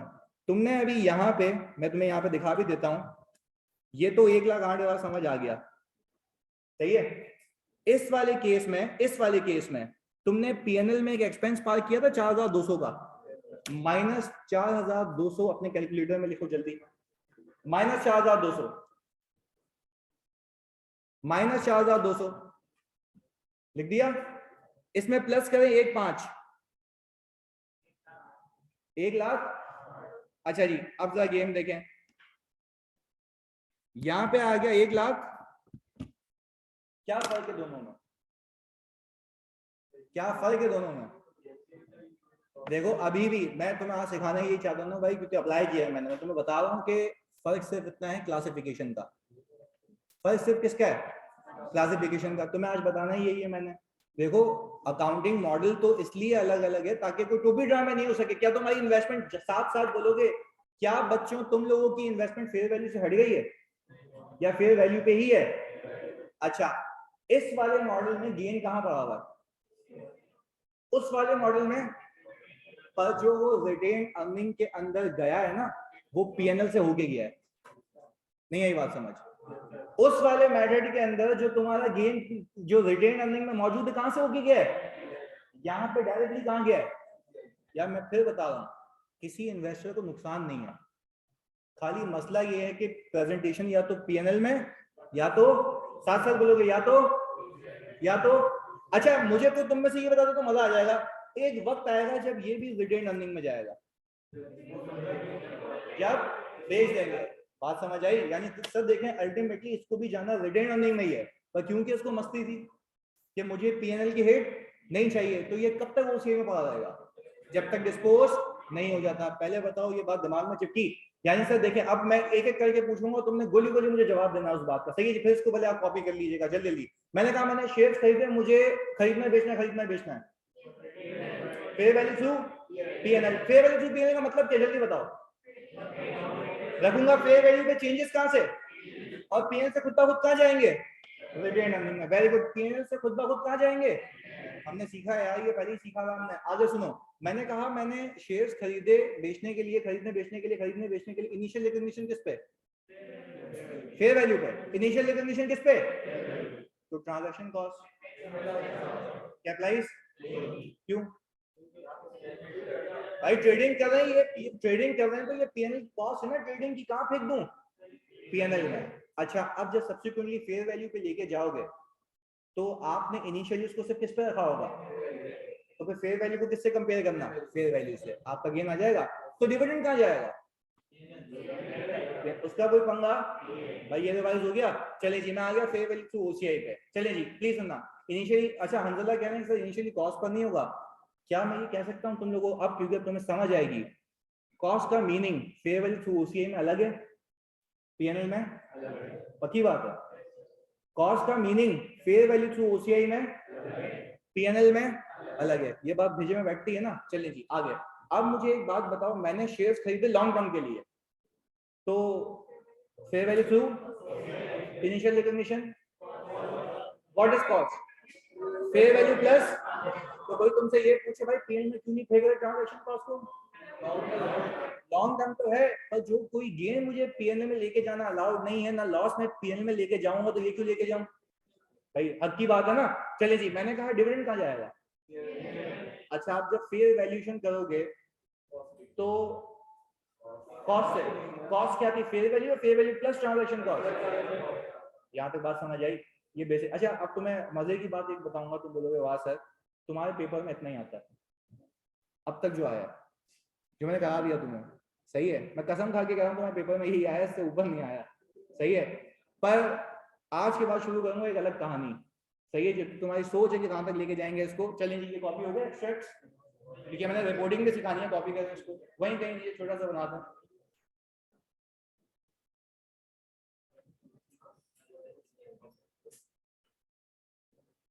ऐसे कहीं ऊपर नीचे बना दो, उसको चिपका दो।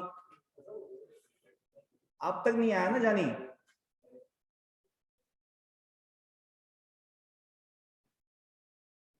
सही है।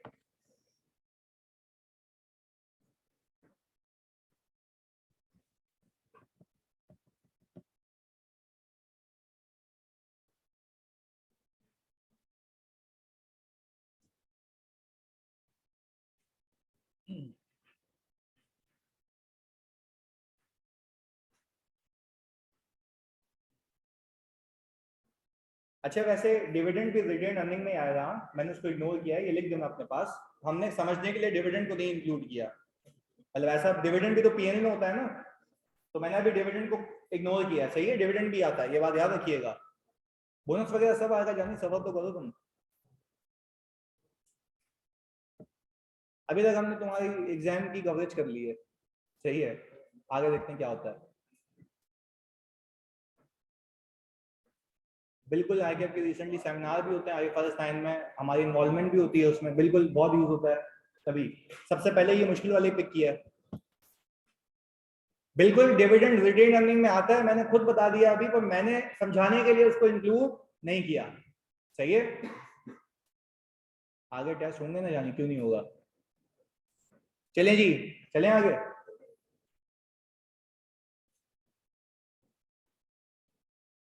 डिविडेंड इनकम सीधी रिटेन अर्निंग में जाती है पीएनएल से होते हुए। हमीश क्लियर है? सिंगल क्वेश्चन होता है आईएफआरएस 9 का 8 मार्क्स का, और 8 नंबर के लिए तुम एंट्रीज तो बना सकते हो, लेट के बनाना ही आराम से। सही है, इतना तो हो ही जाएगा तुम लोगों से। भाई ये मिटा दूं? इसका टेस्ट कब होगा? इसका टेस्ट रख देंगे अभी, मैं तुम्हें देखो ऐसे जब रात को नींद नहीं आ रही होगी सवाल बना के भेज दूंगा।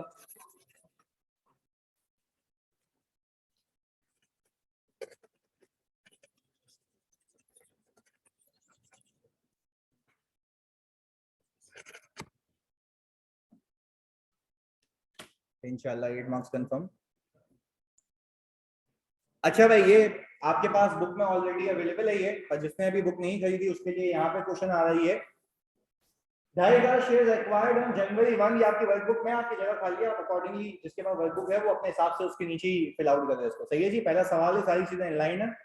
2,500 share acquired on January 1, 2019, fair value पर share on January 1, 2019 was ₹23 per share, while that on 31 December 2019 was 31.5 per share। Dividend दिया गया ₹3 पर शेयर का अगस्त में, ब्रोकरेज दी गई है 2% की, प्रिपेयर करनी है journal entry and balance sheet और किसके एक्सट्रैक्ट्स? पीएनएल के extracts, both OCI and PNL method. ये बोल लिया है कि भाई दोनों मेथड से इसको सॉल्व करके बता दो, चाहे फेयर वैल्यू थ्रू ओसीआई हो चाहे फेयर वैल्यू थ्रू पीएनएल हो। मैं आपको रिकमेंड ये करूंगा कि पहले आप बनाते हैं फेयर वैल्यू थ्रू ओसीआई, आपका समय शुरू होता है अब, जल्दी।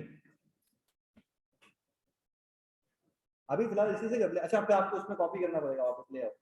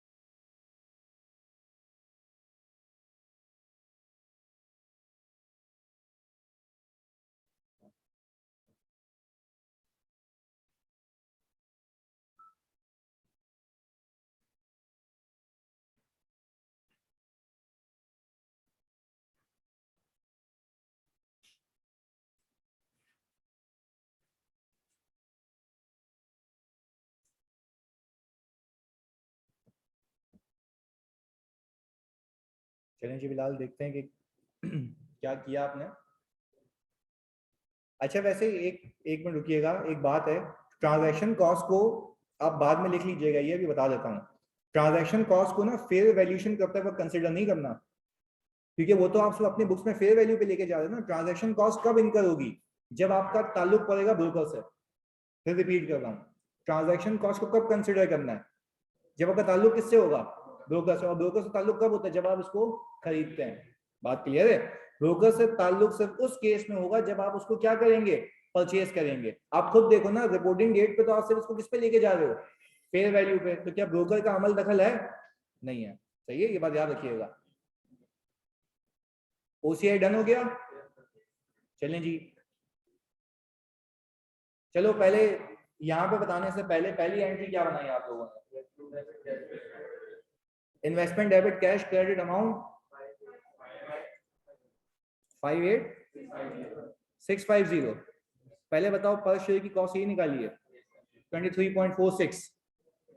चलें जी, आपने पहली एंट्री ये बना दी 58650, कोई मसला?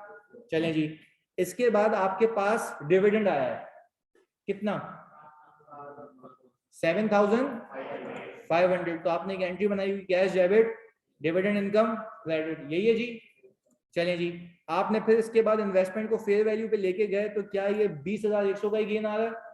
अच्छा जी, आप लेके गए होंगे टेक्निकली इसको 23.46 से 31.5 पे, यही है? सबने यही किया है? अच्छा जी, खत्म हो गई। चलें जी, आ जाएगी। ओके, इधर अब मुझे एक बात बताएं, अब अगर मैं बैलेंस शीट में देखना चाहूं तो मेरी इन्वेस्टमेंट कितने पे रिपोर्ट हो रही होगी? फेयर वैल्यू पे। अच्छा, उसको निकालने के दो तरीके, या तो आप 58650 में 20,100 ऐड करना है, या डायरेक्टली 31.5 को मल्टीप्लाई करना है किससे? 2,500 से। आंसर दोनों में क्या आएगा? सेम आएगा। तो सर देख लेते हैं बैलेंस शीट एक्सट्रैक्ट के अंदर, यही है 78750, सबका यही है भाई। चलें जी, इसके बाद एक और चीज बाकी है, ओसीआई। तो सर ओसीआई में 20,100 आ गया, रिटेन अर्निंग में कितना दिखा दिया? 7,000। ये रिटेन अर्निंग में क्या आ गया? ये और ये कहां से रूट होके आया है? पीएनएल से। और ओसीआई वाली चीज कहीं से रूट होके डायरेक्टली इक्विटी में आई है। यहाँ पे क्लियर है? देखो, इट्स ऑल अबाउट रिपोर्टिंग भाई, ये रिपोर्टिंग का पेपर है तो हमें साथ साथ रिपोर्टिंग सीखनी है इसकी। सही है जी, बेसिक बेसिक है अभी। आगे सर, ये तो हो गया फेयर वैल्यू थ्रू ओसीआई। अब आप करके दिखा दें उसको किससे? फेयर वैल्यू थ्रू पीएनएल से, जल्दी से। पर अब रिटेन अर्निंग बनाते वक्त डिविडेंड का भी ख्याल रखना।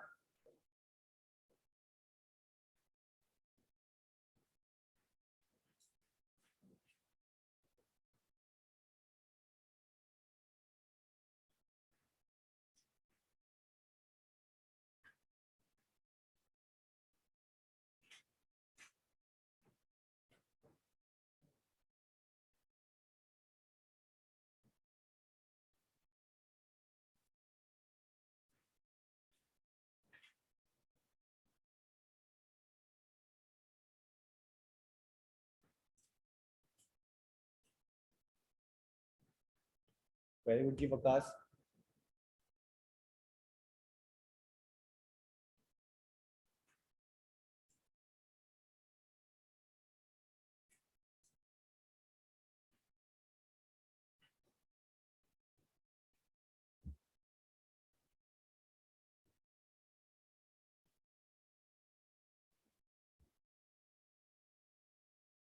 क्या हो गया भाई?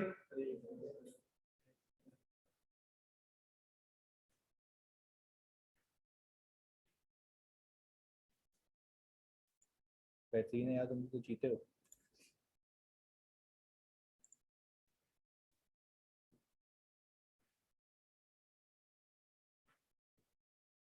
ठीक है, उसी में ही था।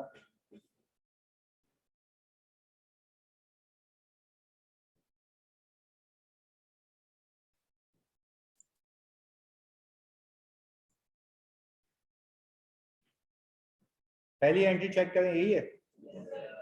इन्वेस्टमेंट डेबिट हो गई ओनली फेयर वैल्यू से, ब्रोकरेज आ गया आपका 1150 और कैश आ गया 58650। चलें जी, ये तो आ गई पहली एंट्री आपकी।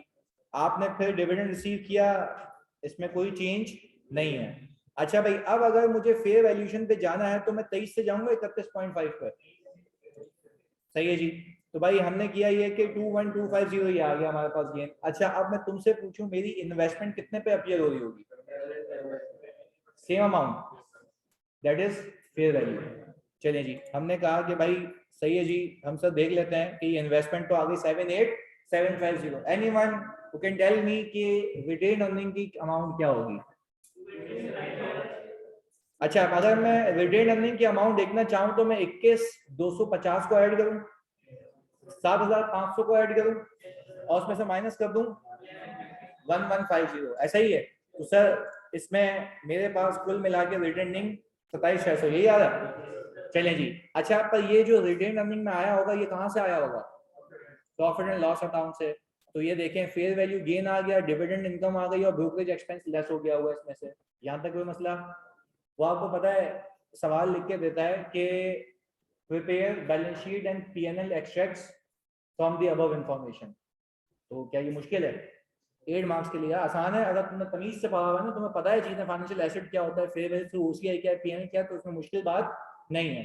चलें जी, ये इसमें कोई सवाल है भाई तुम्हारा? आसान है। चलें जी, कॉपी करना है ये, एक्स्ट्रा कॉपी कर दो, करो। अच्छा जिस बच्चे ने एंट्री बनाई एग्जाम के अंदर और एक्स्ट्रैक्ट नहीं बनाया, मैं बता रहा हूं नंबर नहीं मिलेंगे। It's all about reporting.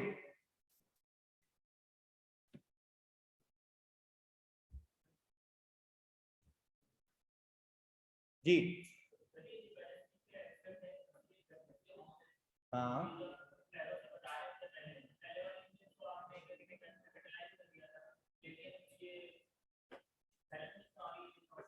Balance कैसे हो रही है यूं कह रहे हो? अच्छा देखो हाँ, दोनों में मैच कैसे हो रहा है यूं? देखो आप सवाल अच्छा है भाई, इनका सवाल अच्छा है ये कि सर इन्वेस्टमेंट पहले कैपिटलाइज अलग से हुई थी फिर भी मैच हो रहा था, कैपिटलाइज अलग से हो रही है अब भी क्या हो रहा है, मैच हो रहा है। आओ मैं इसका जवाब दे दूं, मैं फिर ऑनलाइन वालों से भी मुखातिब होकर वापस से बता दूं, सब सुनो एक बात मेरी। इन्होंने सवाल ये किया कि सर पहले आपने इन्वेस्टमेंट को कैपिटलाइज किया था ब्रोकरेज के साथ, फिर भी इन्वेस्टमेंट की अमाउंट मैच हो रही थी। आपने ब्रोकरेज के बगैर कैपिटलाइज किया फिर भी अमाउंट क्या हो रही है, मैच हो रही है। आपका गेन डिफरेंट आएगा। फेयर वैल्यू थ्रू पीएनएल में गेन देखो कितना है, 21,250। सही है जी, 21,250 मेरे ख्याल से गेन ज्यादा है। गेन क्योंकि आप 23 से 31.5 पे आए हो, 23 से 31.5 पे आए हो। वेरी गुड, मैं अप्रिशिएट करता हूँ ये बात कि तुमने हल्की सी मैथ्स की चीज भी पूछी है ताकि ये पेपर में कंफ्यूजन नहीं क्रिएट करे। भाई इसमें देखो आप खुद आप 23 से आए हो, 23 से 31.5 पे। सही है। अच्छा जी, अब अगर मैं पीछे जाके देखता हूं यहाँ पे, तो यहाँ पे आप कितने कितने से आए थे? 23.46 से। ये बात समझ आई? अच्छा दोनों में डिफरेंस क्या है? एक में पहले इन्वेस्टमेंट कैपिटलाइज ज्यादा पे हुई, इसमें सुकून से समझना मेरी बात, इसमें इन्वेस्टमेंट कैपिटलाइज गेन आया, वो फेयर वैल्यू पे आ गई। दूसरे वाले केस में कैपिटलाइज हुई, गेन आया, मैच हो गई। बात क्लियर है? ये सिर्फ डिफरेंस किसका है? ब्रोकरेज का, जो कि एक में कैपिटलाइज होगी एक में पीएनएल में जा रहा है। क्लियर है भाई? ऑनलाइन वाले ये बात क्लियर है और तुम सबको भी क्लियर है ना दोनों में डिफरेंस क्या था ब्रोकरेज का? अच्छा हमने, अच्छा एक बच्चे ने सवाल किया कि सर बैलेंस शीट एक्सट्रैक्ट में कैश नहीं आएगा। मैंने आपको ये नहीं कहा कि सबका बना के दो, मैंने सिर्फ इन्वेस्टमेंट्स के उसके रिलेटेड एक्सट्रैक्ट पूछे, दैट्स इट। कैश बिल्कुल अगर दिखाना चाहो तो दिखा सकते हो। सही है, ओके जी, ये हमने कर लिया था। सर जी आपका आ गया ये दूसरा क्वेश्चन।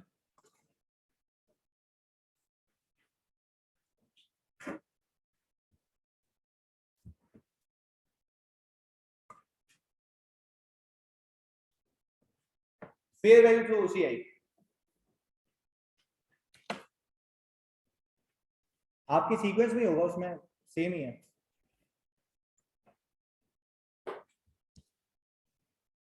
अच्छा इसमें मैं अज्यूम ये कर रहा हूं कि मैं हाफ ईयर रिपोर्टिंग भी करता हूं, यानी 30 जून पे भी एंट्री बनेगी। सही है।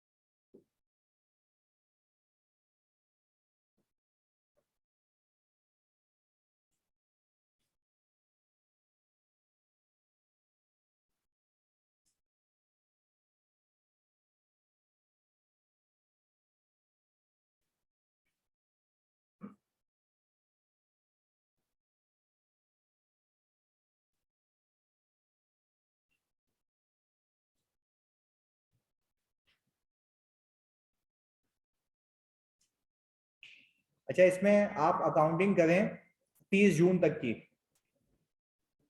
हाँ, आप 31 दिसंबर में बता देता हूँ आप लोगों को, क्योंकि आपने डिस्पोजल नहीं सीखा ना अभी तक। इसमें आप अकाउंटिंग करें यहाँ तक की 31 दिसंबर पे पहले बैलेंस शीट एक्सट्रैक्ट बना के देंगे आप मुझे, सही है, और फिर ये वाली एंट्री बना दीजिएगा बस, सही है। बाकी मैं बताऊंगा। मैंने फिर रिपीट कर दूं आपको, 31 दिसंबर 2017 तक के बैलेंस शीट एक्सट्रैक्ट बनाने, सिंपल एक काम, सही है जी। और फिर 1 जून की एंट्री बनानी है, बाकी डिस्पोजल मैं सिखाऊंगा।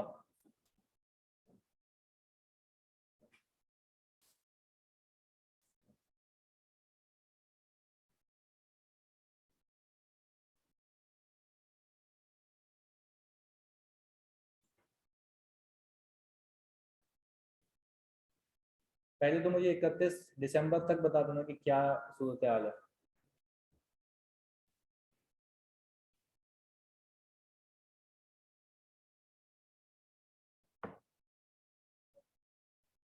Then,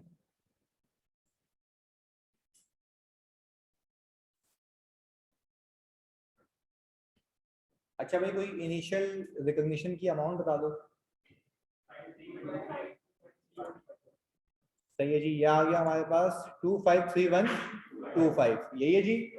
अच्छा जी, इस वाले सवाल में कोई डिविडेंड नहीं, चल अल्लाह का शुक्र, यानी बीच में कोई एंट्री नहीं बनेगी। अच्छा, अब सीधा मैं इसको उठा के कहाँ ले जाऊँ, 30 जून पे।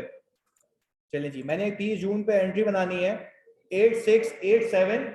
अच्छा, अब आगे के लिए ख्याल रखना है एक बात का, आगे जाके अगर मैं ये ना कहूं कि ये रिपोर्टिंग डेट है 30 जून, तो आपको यहाँ पे एंट्री बनाने की नीड, भाई आप यहाँ से फिर आगे भी जाओगे तो 2-2 एंट्रियां बन जाएंगे ना, एक ही एंट्री बनाओ, बात एक ही है। पर क्योंकि मैं अभी यहाँ पे सिखा रहा हूँ, अभी प्रैक्टिस करवा रहा हूँ, इसलिए मैंने कहा था इसको भी रिपोर्टिंग डेट समझो, सही है।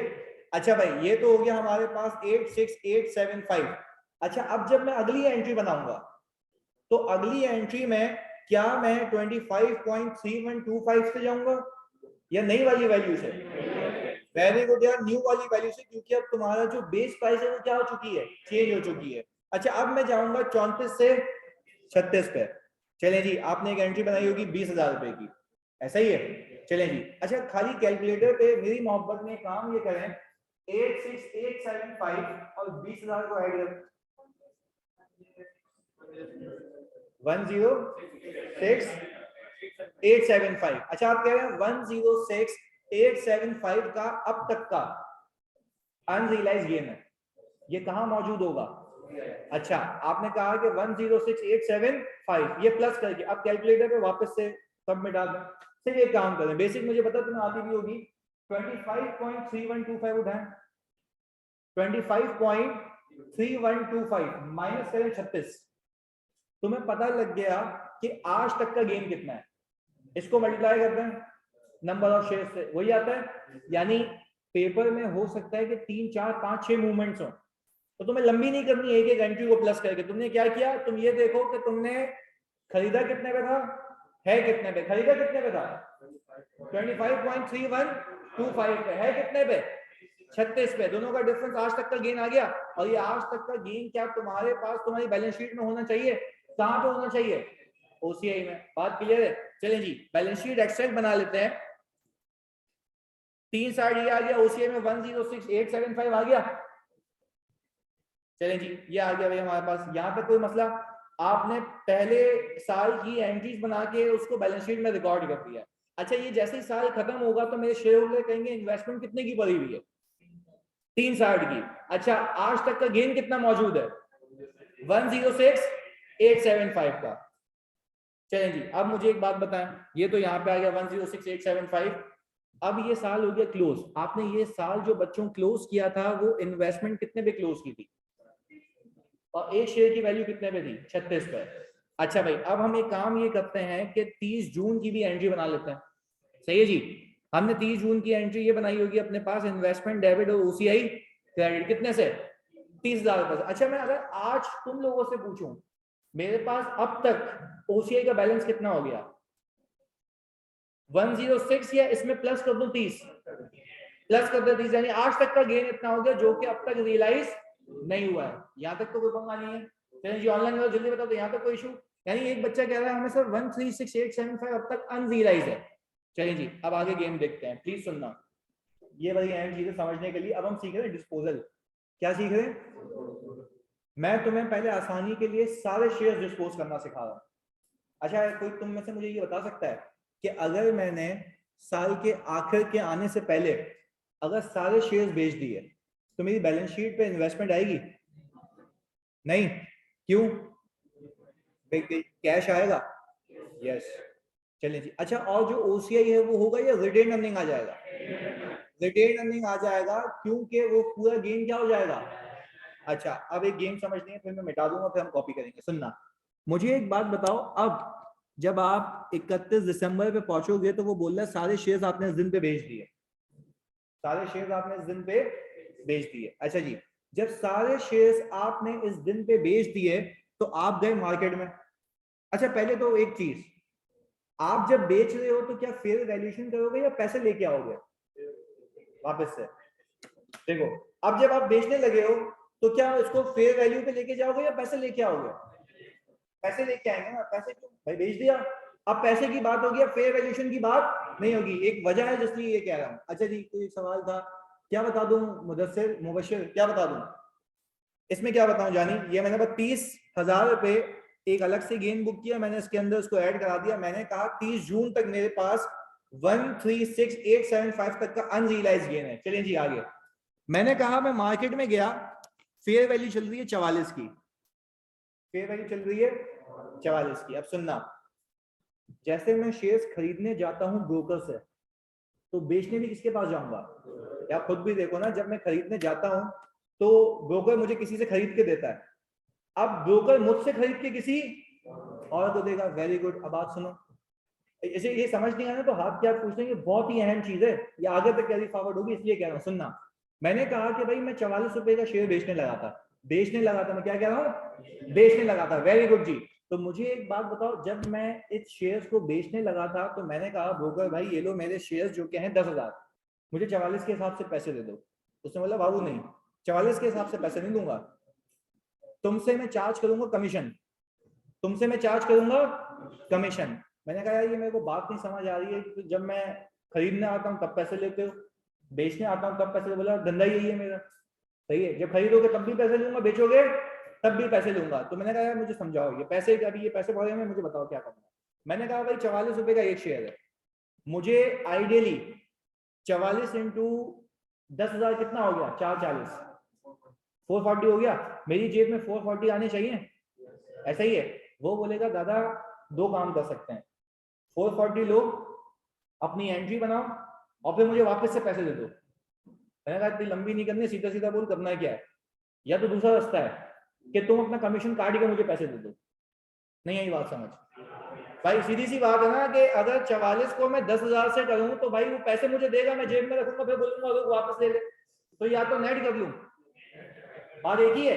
चलिए जी, यानी सर अब एक बात समझ आ रही है, आईएफआरएस में ये लिखा हुआ है कि eight the time of disposal you will receive net proceeds, you will receive. तो अब बात समझ आ रही है वो वाली? चलिए जी, यानी 44 के ऊपर परसेंटेज लगाओ कमीशन की तो कितनी है? 0.55। तो सर आपने ये कहा 0.55 कटा दो, 43.45, यानी सर मुझे 43.45 मिलेंगे। क्या आपका इस बात पे ईमान है? पक्की बात है भाई। देखिए आप सब ये बात मानते हैं कि 43। अच्छा, अब तुमसे मैं पूछूं कि आपने 44 को क्यों नहीं कंसिडर किया? सर आपका जवाब ये होगा मैं फेयर वैल्यूएशन कर ही नहीं रहा, मैं इसको क्या कर रहा हूँ? बेच रहा हूँ। क्या कर रहा हूँ? तो हम सिंपल क्यों नहीं रखते यार, जब भी बेचूंगा तो फेयर वैल्यू को कंसिडर नहीं करूंगा, यानी फेयर वैल्यूएशन के लिए कंसिडर नहीं करूंगा, तो पैसे लेके आ जाऊंगा। क्या करूंगा? पैसे लेके आ जाऊंगा। अच्छा जी, तो आप ये कह रहे हैं कि सर आपको पैसे मिलेंगे 43.45 के हिसाब से, तो सर मैं एक एंट्री क्यों नहीं बना देता, कैश डेबिट कर दूं 43.45 इंटू 10,000, कितना? 4, यही है। चलिए भाई 434,500 आ गया। अच्छा, अब ये जो सिखा रहा हूं वो प्लीज सुकून से समझना। पीपी डिस्पोज करते हो, कैरिंग अमाउंट से जाता है, यानी जितने पे कैरी हो रहा होता है, ऐसा है या नहीं है? वेरी गुड यार, मैं फिर रिपीट कर रहा हूँ, पीपी जब भी डिस्पोज करते हो जानिए तो वो उस अमाउंट से जाता है ना जितने पे कैरी हो रहा होता है। सवाल का जवाब है सर ईयर एंड पे डिस्पोज कर रहे हैं, बुक्स में गेन रिकॉर्ड नहीं करेंगे। जानिए अभी करने तो दे, अभी एक ही डेबिट हुआ है ना, क्रेडिट खाली है, अभी वो कब, सही है सर। अगर हम किसी को बेच दें ब्रोकर की मदद लिए बगैर तो फिर ये वाली हरकत नहीं करना, पर ऐसा कैसे कर सकता है भाई? नाम पे सीडीसी में जो ट्रांसफर होंगे तो बीच में ब्रोकर नहीं आएगा, वरना तुम बेच दोगे, पैसे लो भी लोगे, तुम्हारे नाम पे रह जाएंगे वो, तुम अगले दिन उसको बोलोगे ला मेरे शेयर वापस दे, तो वो बोलेगा तेरे को पैसे दिए तो उसमें क्या सबूत है? तो जब ट्रांसफर ऑफ ओनरशिप होता है ना, वो कमीशन लेता है उस पर, सही है अशफाक भाई? क्लियर है? ओके। तुम तो ये कह रहे हो मैं ब्रोकर को इन्वॉल्व भी नहीं करूं, शेयर भी चले जाए, नाम पे भी उसके हो जाए, ये तो ये कैसी बात हो गई भाई? इधर ऐसा नहीं होता, इधर देख लो भाई, चलें इधर आगे सुना। कैश आ गया मेरे पास, अच्छा आपको याद होगा पीपी जब बेचता हूं तो कैरिंग अमाउंट से जाता है, तो भाई कोई भी चीज बेचोगे जितने पे है उससे जाएगी ना, हाँ या नहीं? चलें, मैं क्या ये तुम्हें कह सकता हूं कि तुम्हारा एक शेयर तुम्हारा 39 पे कैरी हो रहा है, नहीं समझ आई? लंबी करते हैं, पहले कैलकुलेटर निकालो, लंबी करते हैं, पहले जल्दी कैलकुलेटर निकालो। अच्छा जी, आपने 253125 लिखो जल्दी, 253125, इसमें प्लस कर दें 86875, इसमें प्लस कर दें 20, इसमें प्लस कर दें। भाई इन्वेस्टमेंट खरीदने के बाद इतने इतने इतने से इंक्रीज होती रही है ना, कितने पे बढ़ी हुई है? 390 पे, यानी आप ये कह रहे हैं इन्वेस्टमेंट इतने पे है तो इतने से ही जाएगी, 390 से जाएगी।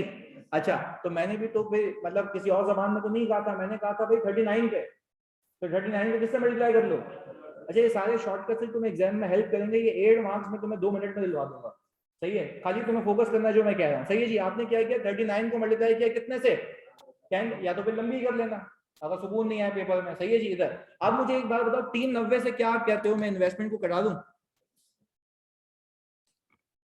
390, अच्छा फिर आप कह रहे हैं कि सर आपने 390 की चीज कितने में बेची है?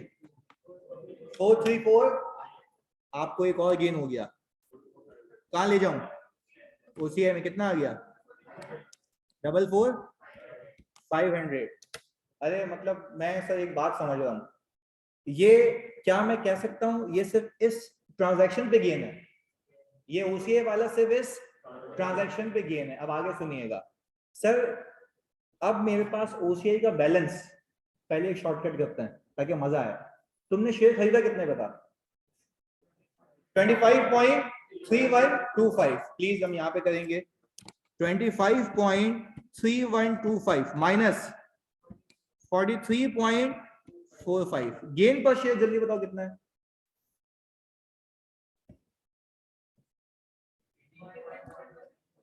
18 पॉइंट।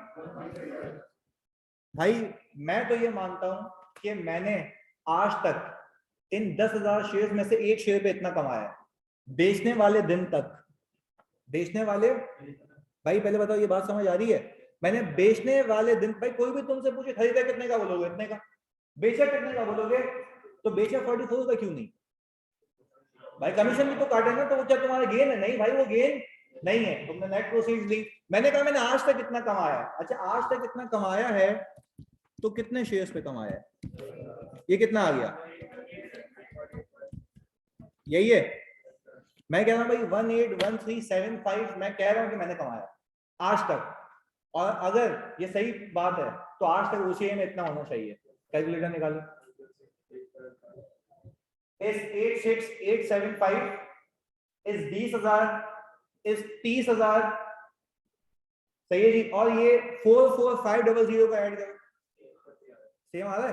तो भाई मैं क्यों इतनी लंबी करूं एग्जाम में, सीधा सीधा आंसर आ रहा है, खत्म करूंगा कहानी। पर हाँ ये शुरू में ऐसा नहीं कि एकदम चौड़े हो जाओ, आगे ऐसे ही लेके चल रहे हो, आपको पहले शुरू में प्रैक्टिस करनी है, सही है, और फिर आगे आगे सीखना आहिस्ता आहिस्ता, सही। शॉर्टकट्स करेंगे तो पहले लॉजिकली भी, ऑनलाइन में तो बताओ यहाँ तक कोई पंगा जल्दी।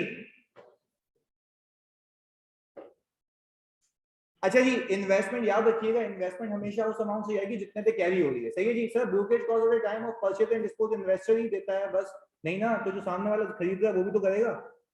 फामिया देखो, जब मैं खरीदने आया था, सुनना इधर सब बात सुनो, जब मैं खरीदने गया था तो मुझसे उसने पैसे लिए थे ज्यादा, ऐसा ही है, तो जो कोई उसको बेचने आया होगा उसने उसको कमीशन काट के दिया होगा। अब उल्टा केस है, अब कोई उससे खरीदने आया, मैं उसको बेचने आया हूँ, अपनी पंचायत करते हैं। मैं क्या ये कह सकता हूँ आसानी के लिए, जब मैं खरीदने जाऊंगा तो मुझसे पैसे चार्ज करेगा ज्यादा, साथ साथ, जब मैं खरीदने जाऊंगा तो मुझसे पैसे चार्ज करेगा ज्यादा, बोलेगा इतनी प्राइस है, इतने और दो, इतनी प्राइस है, क्योंकि मेरे पास से पैसे जा रहे हैं। बिल्कुल सुकून से सुनना ये बात, मेरे पास से पैसे जा रहे हैं। अच्छा, जब मैं बेचने जाऊंगा तो मेरे पास पैसे, तो वो पैसे काट के देगा। बात समझ आ रही है? देखो सिंपल वापस से, जब मैं खरीदने जाऊंगा तो पैसे दूंगा ज्यादा, जब बेचने जाऊंगा तो पैसे मिलेंगे कम। लॉजिकल सी बात है, जब मैं पैसे दूंगा तो ज्यादा मांगेगा, जब पैसे दूंगा तो काट के देगा पैसे। बात क्लियर है? चलिए जी, शुक्रिया जी मुनीब इधर। अच्छा भाई, अब मुझे एक बात बताओ, आज तक का गेन 181375 है, आपको क्या लगता है इसको कहां फेंक दूं? पक्की बात है, तो अब आप एक एंट्री बनाएंगे, retain earning credit OCI debit. तो अब सारा गेम रियलाइज हो गया, पैसे आ गए। चलें जी, अब अगर मैं यहाँ पे आपके सामने खाली ये दिखा देता हूँ, मैंने वर्किंग तुम्हें समझाने के लिए की थी, इसको मिटा देता हूं मैं।